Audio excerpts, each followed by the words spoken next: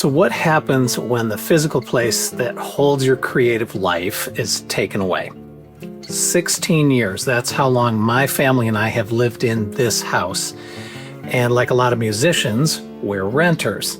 Well, a few days ago, I got an email from an attorney with a gut punch. It said we'd have to leave, and not someday in the distant abstract future, right? We have to leave within 60 days. We thought we'd have a lot more time here, so it hit us hard. And it's partly because moving is stressful and because the Bay Area is absurdly expensive, and partly because packing up 16 years of our lives is a physical and psychological endurance test, right? But maybe even more than that, it's because this house was always more than a place to sleep. You know, we raised our kids here. We had tons of happy gatherings. And if you're a musician, you'll get this. Some places really nurture you musically and seem to merge with your creative DNA. And this house did that for us. I mean, it was never just a structure, right? It was more like a vintage instrument. I mean, built in 1901, has an internal structure of massive redwood boards. It withstood the San Francisco earthquake in 1906. And it kind of straddles post-Victorian and early craftsman architecture. So it's elegant without being fussy. I mean, just like my favorite musical instruments. I have this 1889 Martin 028. This is 12 years older than the house, but it has a similar sense of history, you know, personality and imperfections, resonances, even what I'd call ghosts. So a few years ago, I recorded a set of solo guitar improvisations in this house on this guitar. I actually called it Grandfather's Ghost. It's the underscore you're hearing throughout this video. So this living room has been our main music listening space, and it's where I've recorded a bunch of these Guitar Discoveries videos, and also some of the videos for my first course, Strum, Sing, and Sound Great. It's also where the very well-loved Steinway grand piano I inherited from my grandparents has lived. You know, so back in the 1920s and 30s when it was new, it graced their New York apartment, and at their cocktail parties, it was played by all of their friends, people like Cole Porter, Harold Arlen, and Douglas Moore. Kind of amazing. And then these walls have absorbed a lot of its positive vibrations too. So when we moved here in 2010, the basement was completely unfinished, and my son Eli, known as Jaka, worked with his friends, and they tacked up fabric walls and created a studio to produce rap and hip hop. And they built a vocal booth, started really rough, but then it turned into a really nice booth with a window. And this was a real working and super productive creative space. I mean, it was like a writing and recording tag team, you know, there'd be artists out in the back in the lanai working on rhymes, and then someone else would be in the booth recording, and then they'd switch. So it was kind of like this friendly competition where they were building their skills and tripping over cables and capturing the inspiration and just generally figuring shit out. So lots of songs and albums were written and recorded there. One was a 23-track double album called Tractor Boys, kind of an East Bay cult classic. Truly my personal favorite rap album of all time.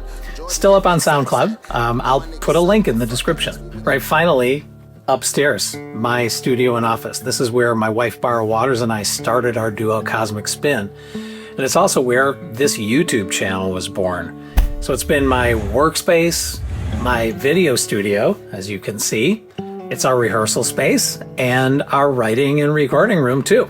So we've spent hours on our harmonies and arrangements here, and it's where we recorded A Break in the Clouds and Messenger, which are our first top 40 radio hits. And I've complained about this space, right? It doesn't have great acoustics. It gets overly hot. There's no AC. But now that I know we have to leave, I have all these feelings. I mean, it's intense. So I mentioned before, the house itself is like a vintage instrument that we've been kind of playing on and in for 16 years. So have you ever picked up a cool vintage guitar and sensed that it has something to say? Like there are songs trapped inside it and it wants to collaborate and influence what you play? You know, this is not inanimate wood, right? It's got a personality and mojo, and Even its flaws are part of the magic. I mean, this house has felt like that too. It helped grow songs and musical creations out of thin air.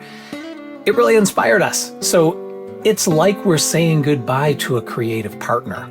You know, the basement studio had a vibe that was gritty and funky, just like the tracks that came out of it. This upstairs room and our treehouse right here on the deck have a vibe too. You know, it's not fancy. Doesn't even look like a studio, right? But it's been a blank canvas to paint on musically. And these walls heard our harmonies before any audience did. And I think creative energy attaches itself to places. I think that's why people want to record in historic studios. You know, look at Abbey Road, you know, super high demand, right?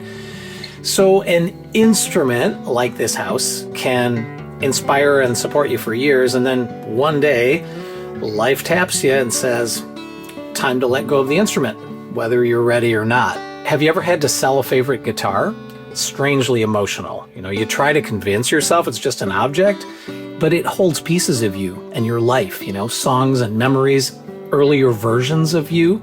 But then once you do it, closing that musical door shifts the energy, and eventually a new door opens. So this house is an instrument I have to let go of. I'm grieving and doing the feelings, and I have a bunch of unknowns staring me in the face. I mean, I'm even grieving goofy stuff, like how it felt to walk up that funky spiral staircase with a new video or song idea. And I'm grieving the creative routines we built here over the years. Like, I think of Sunday afternoon Cosmic Spin rehearsals. You know, we'd have an arrangement just coming together, and then I'd hit record on the sly, and then somehow we captured the take because that one became the record we released, right? That's what happened with The Break in the Clouds. So there's all that. But I think what I'm grieving most is the illusion that this chapter would last indefinitely, or at least until we decided it was over. I mean, I think we all do that to a degree. We take for granted that the people we love will always be here, and that the place we live in belongs to us, right? And that our gear will always keep working, and that there will always be another rehearsal, another song, another gig. But life keeps moving, and change keeps coming. I admit my first reaction to the news that we had to move was, this is unfair, this is even cruel, right? But the longer I sit with it, I know it's not cruel, it's just rhythm. This is the rhythm of life. And I always try to process events that seem negative on the surface by asking a question. What am I supposed to learn from this? You know, what's the lesson in this? And it's amazing how that changes bad events into meaningful experiences and important lessons. It's why I truly believe the adage, everything happens for a reason. Not in a cliche greeting card way, but in the deep sense that life sometimes has to push us out of rooms we've gotten too comfortable in and might just have stayed in forever.